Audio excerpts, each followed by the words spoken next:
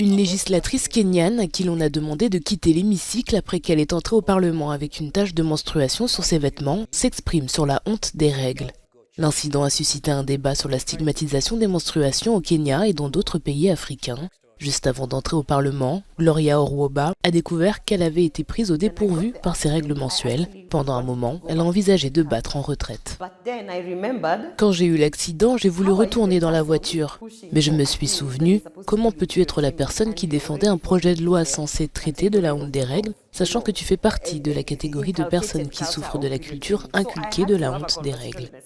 Puis je me suis dit que c'était peut-être une façon de plaider en sa faveur. En ce sens, ce n'était pas un choix délibéré.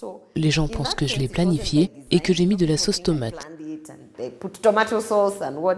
Cet acte de la sénatrice était une manière de lever le tabou sur ce que vivent les femmes et les jeunes filles kenyanes, expliquant à ses collègues masculins qui lui ont fait une remarque qu'il s'agissait d'un plaidoyer.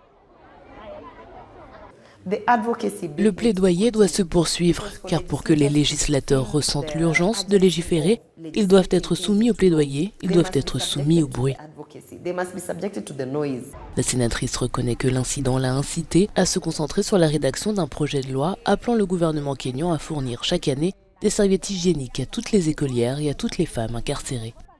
Je suis impressionnée par ce qu'elle a fait, alors je veux vraiment inciter d'autres femmes, en particulier celles qui occupent des postes de pouvoir, à se joindre à nous et à aider ce mouvement à dépasser les frontières du Kenya, car toutes les jeunes femmes ont besoin d'une autonomisation.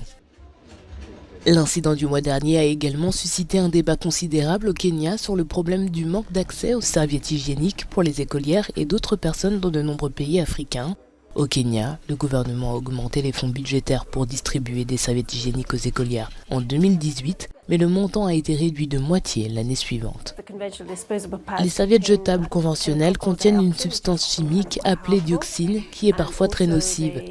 Elles sont également fabriquées en plastique et il existe des méthodes pour garantir la qualité de ces produits. J'espère que la prochaine étape consistera à ce que le gouvernement adopte cette approche et promeuve des solutions réutilisables et durables, en particulier dans le cadre des campagnes sans plastique en cours. Selon une enquête de l'ONU, une écolière africaine sur 10 manque l'école pendant ses menstruations de peur de tacher leur uniforme et nombre d'entre elles, après avoir pris du retard, finissent par abandonner l'école.